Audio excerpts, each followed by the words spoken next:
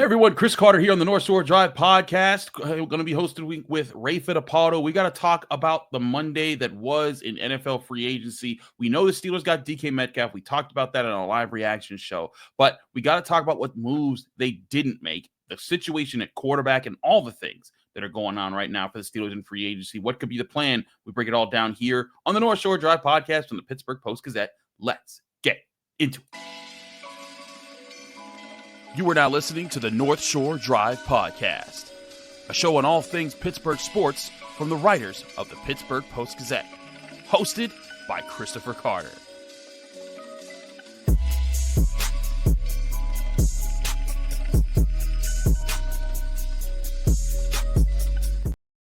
Hello and welcome to the North Shore Drive podcast from the Pittsburgh Post-Gazette. I'm your host, Chris Carter, here with Ray Fittipaldo. We're your Steelers reporters here at the Pittsburgh Post-Gazette. And as always, this show, you can find the show on your podcasting apps and on YouTube. Like this video if you enjoy it. Subscribe to this channel to get all your Monday, Wednesday, Friday episodes of the North Shore Drive podcast.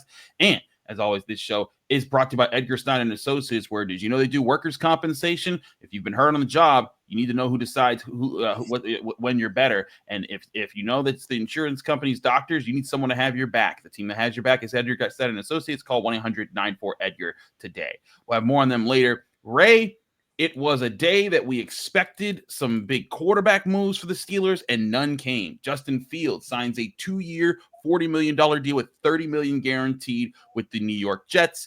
That's big money with him going there.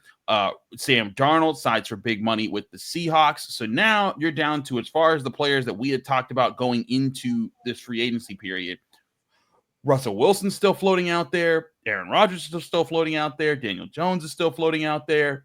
But there's no readily available option for the Steelers that I think seems appetizing to people. You got Aaron Rodgers and the circus that he had in New York. You have a lot of people that are kind of down on Russ with the 5-game losing streak at the end of the season. And Daniel Jones, who, let's just face it, he's Daniel Jones.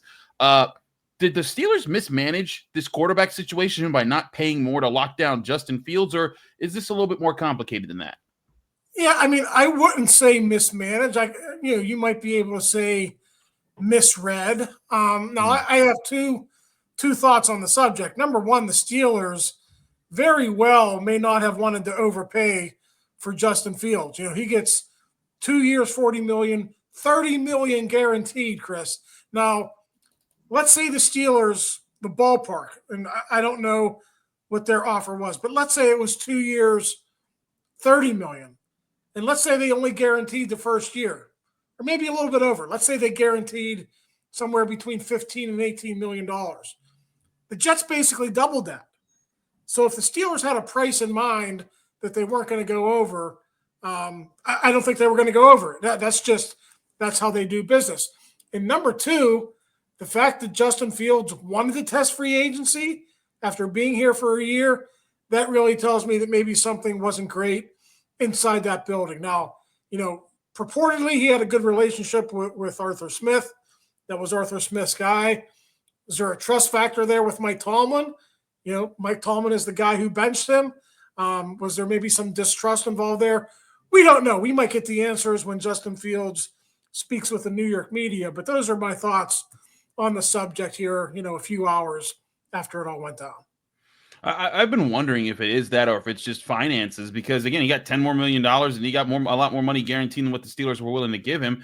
When we say he got benched for Russell Wilson, he was never listed as a starter. He was the starter because Russell Wilson was hurt. And when Russell Wilson got healthy, it was Russell Wilson's job still. And I think that's I think some people want to revisit that and say like, oh, well, he was starting. And so they should have stuck with him. And I think that's a different argument. But I don't think he ever lost a job. He just didn't do enough to take the job off of Russell Wilson throughout the year. And Ray, you and I did the show all year long. We're looking at it. As soon as Russell went in, it was like, oh, that's what's been missing in the offense. And they jumped from scoring 20 to 28 points a game. Granted, that fell off at the end of the season, but you could see that there was a difference there. And he even admitted himself, hey, I needed to play better. Yeah, I mean, listen, let's go back to last year, Chris. And I'm not here to bash Justin Fields. I might be here to bash the New York Jets, however. Last year at this time, no one wanted Justin Fields. The Steelers were able to acquire him for a 6th-round pick. Yep. How in the world 1 year later, after only 6 starts with the Steelers, Yep. and I understand the record, but the offense was far from prolific in that 6-game span. How in the world does he go from being unwanted to commanding $30 million in guaranteed money? I mean, this is just this is free agency. I mean, this is the Jets panicking, not having another move, and going out and getting that guy. So, sometimes it's not, listen, there's going to be blame. The Steelers mismanaged the situation. However, people are going to say whatever they want to say. But this happens every year in free agency, especially with quarterbacks. When teams don't have one, they panic. And the Steelers didn't panic. We'll see how it all works out. I'm not saying they're right or wrong at this point. As of, 9:30 on Monday night, they don't have a quarterback on their roster. But it just seems a little bit funny to me that Justin Fields goes from basically a guy who wasn't wanted last year to now a guy who's going to get $30 million deposited in his bank account as soon as he signs on the dotted line. That's something that I said yesterday with the live stream they did with Adam Bittner when the Steelers got DK Metcalf. I've been saying I don't think the Steelers are necessarily looking for a specific particular quarterback as the answer right now. They're looking for anyone who can fit the bill of being a solid veteran who does enough to keep the offense going and to feed their playmakers without breaking the bank for a mid-tier quarterback. And that's what I think that's what you're even hoping Justin Fields would be if you made him your starter at this point. So like you said, the Jets overpaying for him and spending big, good luck to them and good luck to him. But I have a hard time seeing that he's going to live up to the kind of money that they gave him there. And I just think that if you're the Steelers, you're missing out on getting a guy like that in your room, but you're not missing out on committing more money to than you think you should, and that allows you to maybe invest more around. And we'll talk about guys like Darius Slay and Malik Harrison in a couple segments here. But to me, Ray, this team's still about building a full nucleus, building a full roster that's more complete. They got DK Metcalf. They let go of Larry Ogunjobi today. And they so far they still have George Pickens. I'm just eager to see what do the Steelers do to fill in this quarterback spot here, because right now, again, let's go over these options: Russell Wilson, Aaron Rodgers, Daniel Jones, or we could just say the field. Now, yesterday I did a pie chart with Adam, right, Ray? I said if I was to guess as of last night with the signing of DK at a trade for DK Metcalf, I said 40% Russ. I said 35% the field, which would be Rodgers or Daniel Jones or Sam Darnold. And then I said 25% Justin Fields, because I just thought that with the signing of DK Metcalf and how things were going, I wasn't feeling great about Justin signing. Lo and behold, that turned out to be true. Now, Darnold off the table, so he's still there. But now it's down to basically those three options.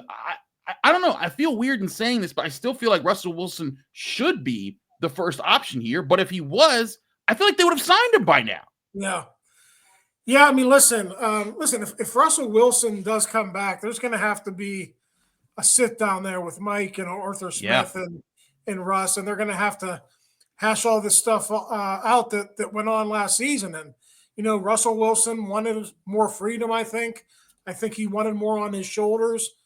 And Mike Tomlin and Arthur Smith, they favored, a more conservative approach to the offense. And, listen, it didn't work down the stretch. And, maybe that was part of the issue. But if it's Russell Wilson, you have to believe that, there's going to have to be some major concessions on the part of the coaching staff if he's going to come back. Because I don't think Russell Wilson at age 37 is going to be able to change his stripes. He is who he is. He's going to take sacks. He's going to be the same guy he's been for the last couple of years. And now if you turn it over and let's say it's Aaron Rodgers. I mean, if it's Aaron Rodgers, Chris, you can't have this run first mentality. Right. I mean, the New York Jets passed the ball 64% of the time last season. Mm-hmm. Aaron Rodgers attempted 584 passes, the third most in his 20-year career. And I know there have been other years when he was with the Packers when it was more balanced. I get it. But if you're acquiring that guy, you're not going to hamstring him in this 3 yards in a cloud of dust offense. So either way, whether it's Rodgers or whether it's Wilson, I think the Steelers, the coaching staff is going to have to come up with a different approach, some better ideas. They're going to have to figure some things out here over the offseason. Certainly. I want to talk about who the Steelers aren't getting on top of that. There's the quarterback situations. But there's plenty of other positions that I thought the Steelers would be bigger players in. I want to talk about who they didn't get and who they lost to free agency and how that might impact things. We'll talk about that next here on the North Shore Drive podcast from the Pittsburgh Post-Gazette. Chris Carter, Ray Fittipaldo. But first, I want to remind you this show is brought to you by Edgar Snyder Associates. Did you know they do workers' compensation? When you've been hurt on the job, who decides when you're better? Who decides when your treatment's over? Who decides when your benefits are over? The answer might surprise you. It's the insurance company's doctors. How does that make you feel? If the answer is not great, you got to call Edgar Snyder Associates today. Call Edgar Snyder Associates at 1-800-94-EDGAR because they'll fight for the workers' comp rights that you deserve. And remember, there's never a fee unless they get money for you.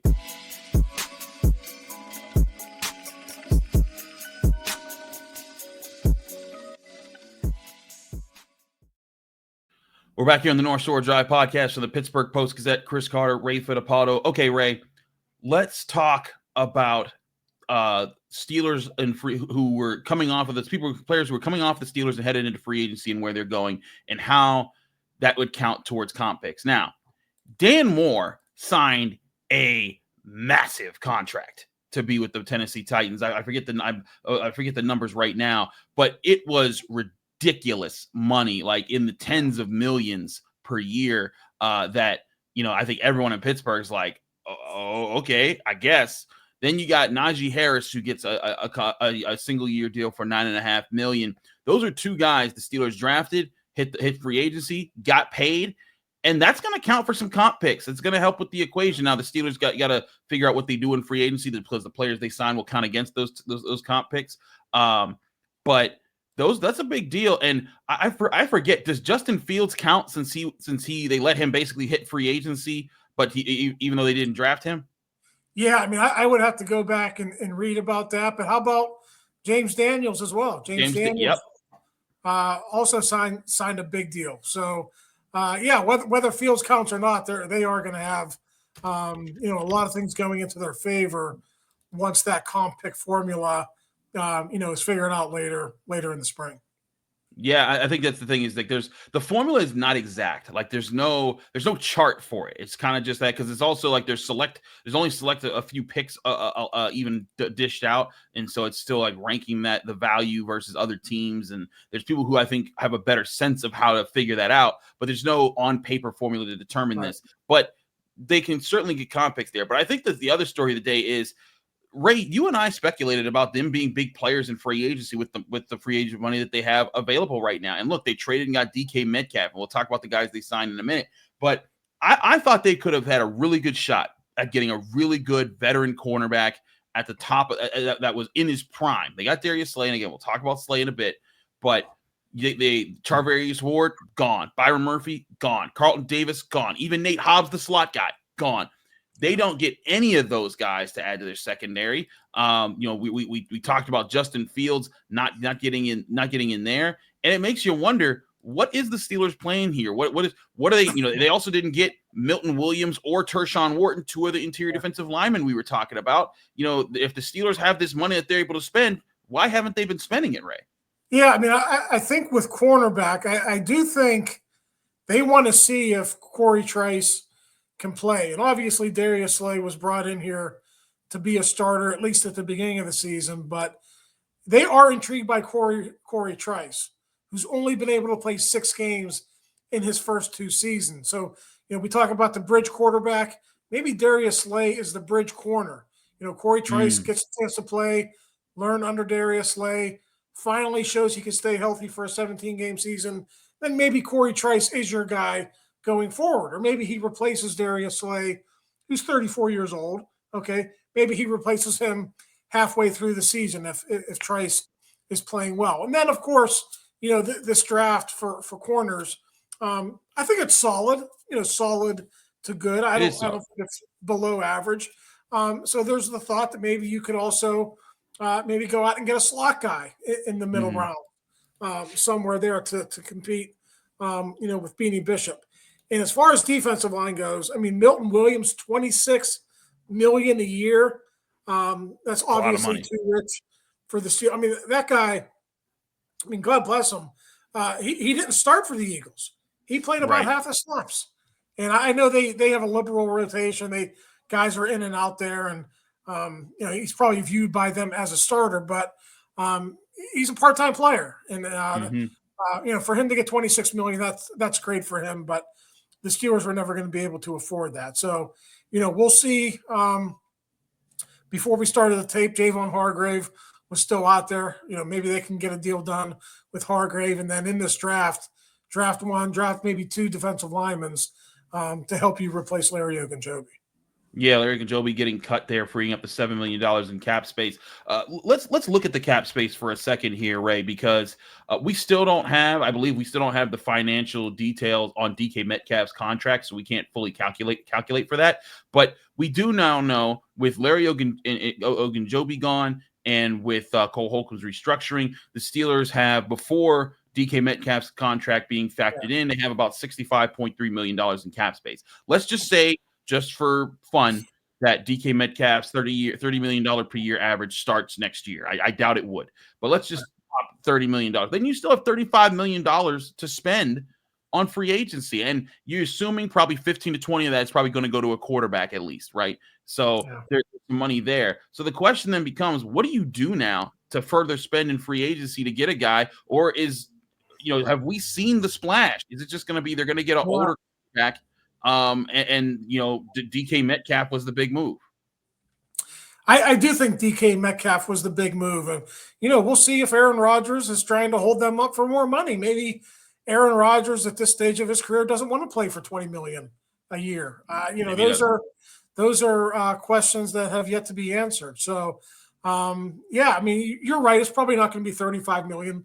In the end, they probably are going to have, let's say, $45, $50 million to spend. But if you spend half that on Aaron Rodgers or another quarterback, then you're really, you got to start looking around. Okay, we need a running back, maybe. We need a Javon Hargrave type of guy on the defensive line. That money is going to be spent pretty quickly here. Sometime this week. It was pretty fast and furious on Monday. I think we saw a lot of the big stuff happen. We'll see some more stuff Tuesday and Wednesday, but really by the end of the week, I expect the Steelers and most teams to be pretty much done with free agency. There'll be some stragglers out there, some guys who are going to sign late March, early April, but for the most part, all the big names are going to be off the board this week.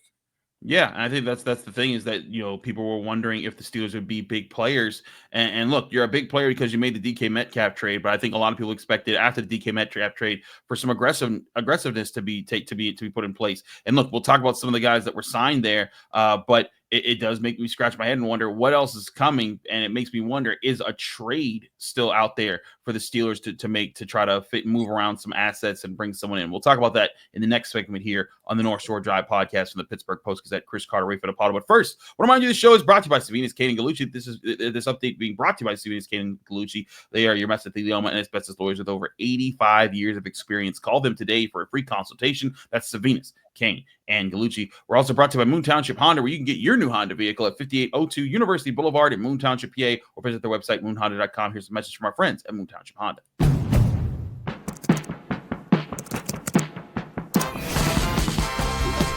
We gave the all-electric Prologue EX class-leading passenger space. And we made its tech intuitive with Google built-in. Perhaps that's why we were named Best Overall EV and Hybrid Brand by Kelley Blue Book. It's nice when a dream comes together. Buy online, reserve from select dealers, or visit your local Honda dealer today.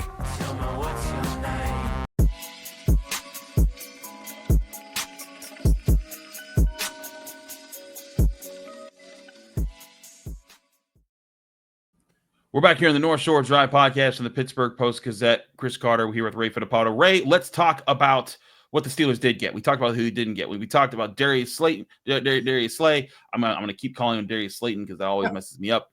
But Darius Slay, the cornerback of the Eagles, not the wide receiver of the Giants. That wide receiver actually returned home to go back to the Giants. But Darius Slay, Super Bowl champion Eagles cornerback at 34 years old next season. He is now He is now supposedly headed to the Steelers. He has not been officially cut by the Eagles yet, but when he does, I guess there's an agreement in place that he will come right to the Steelers and start at cornerback. And then, of course, Malik Harrison, linebacker or off-ball linebacker from the Ravens. He signs a 2-year deal for $10 million. What's your impression of these two moves to add to the defense and what it signals about the Steelers' plans right now? Yeah, I mean, in some ways, I hate to see the old guy come in. We saw Patrick Peterson at the tail end of his career. That didn't work out great. Slay maybe has the potential to be a little bit better. I do suppose it could help Joey Porter, right? I don't want to say he regressed, but I don't think he took a big step forward in 2024. So maybe I'd agree with that. Slay tutoring him, will be of some help. And listen, the Steelers really value familiarity and relationships. And Darius Slay played 4 seasons for Terrell Austin when Terrell Austin was the DC, in Detroit about a decade ago. So I think that counts for something too. So I think before all this took place, Darius Slay said he wanted to play one more year. The Steelers are going to get him for that last season. We'll see how, what he has left, but I don't really have high expectations for that move. Yeah, I think that's the thing is that I don't either. Again, I thought that the move at cornerback would have made a lot of sense if the Steelers were like, okay, you know what? We don't have, we don't have the guy in the draft that we want to go get, or we're trying to make moves here. Let's sign a vet corner who can plug right into what you're trying to do, who can start right away and be a guy for at least 2 to 3 years holding it down in that position. I thought that was the move, right? I thought that's what they had a shot in doing, and they didn't do it. And it caught me off guard in this move because Darius Slay is very much a year's rental. You're hoping that he can play well there. I am definitely befuddled as far as to how they're trying to pull this off right now. Yeah, I mean, the Steelers' defense, that's the troubling thing to me, right? They haven't addressed the defense yet. And I know it's a really strong year. And I know we just mentioned Malik Harrison, but in terms of starters, they really haven't done anything to improve their defense. And right. I know it's a really good year for defensive linemen in the draft. And I know there's a chance that they can go out and maybe get a corner, maybe even a starting caliber corner at some point in the draft.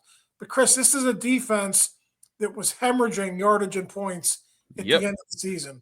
I mean, what the Baltimore Ravens did to them in the playoffs should be sticking with them for the entire offseason. So maybe they're putting all their eggs in one basket. Maybe they're going to draft.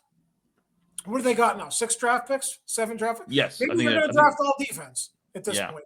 Maybe resources in this draft to the defense. But to me, I'm with you a little bit. I don't know if I was expecting a splash move at corner, but I was expecting a little something more than merely acquiring a 34-year-old who's at the end. No, yeah, I'm right with you there. That caught me off guard. I thought they were going to go with a bigger name there, and who knows? But maybe there's something else that's happening here because you know what, Ray? Just a little bit ago, we were talking about, oh wow, they fell asleep at the wheel on Christian Kirk, and then they get DK Metcalf. And you're like, whoa, okay, nope, they weren't asleep at the wheel. They were very much awake. They just avoided a pothole. So I guess maybe my question is there a chance that this is all because they have different plans and they're waiting for certain things to come to fruition, and maybe they make a trade that brings another guy to key position? I mean, I don't know what that trade would be at this point on defense. I mean, right. Like I already mentioned Javon Hargrave. I think that could happen. And again, familiarity, right? They would bring back somebody that they know. But beyond that, I don't know that there's a lot of answers in the trade market, Chris. Yeah. I think it's shaping up where the Steelers are probably going to have to get the vast majority of these final remaining pieces that they need to fill in, probably in the draft. And listen, sometimes it doesn't even happen in the draft. Who would have thought Beanie Bishop, an undrafted free agent out of West Virginia, would have started the first half of the season? So sometimes these things come out of the blue. Sometimes they do have a plan. I know they had their eye on Beanie, and he was a priority in free agency. But sometimes you can't address everything in free agency or trades or the draft. And sometimes you just have to make it work with guys like Beanie. And Beanie, really, Chris, for the most part, played really, really well as a rookie. lost his job at the end there at Cam Sutton.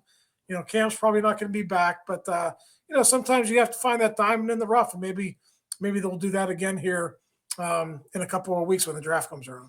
Maybe they will. Malik Harrison, the linebacker they got, basically the thumper linebacker that they can kind of put in the Landon Roberts role, didn't pay much for him.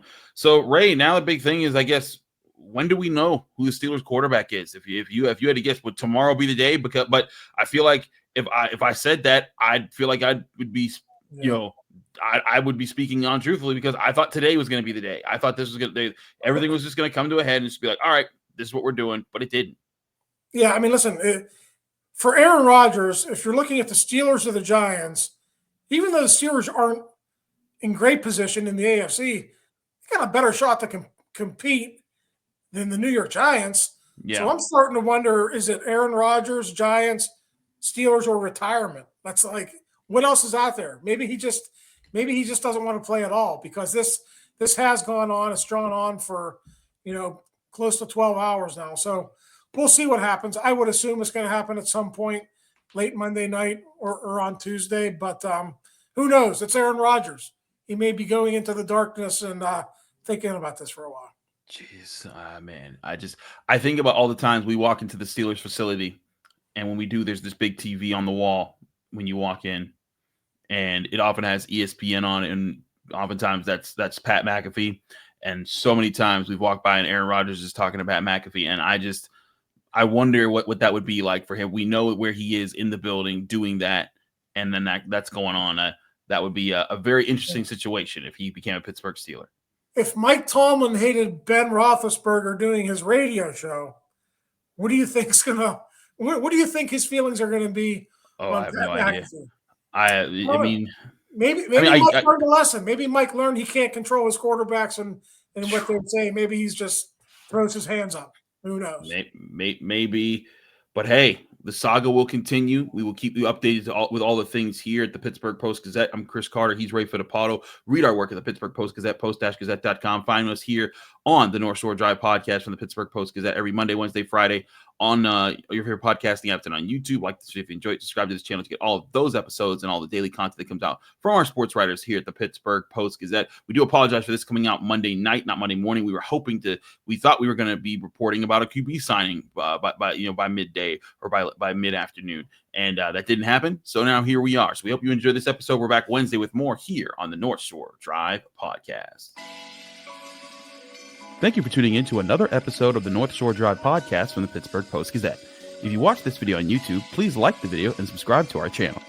For all the sports coverage from the Post-Gazette that we have to offer, visit post-gazette.com.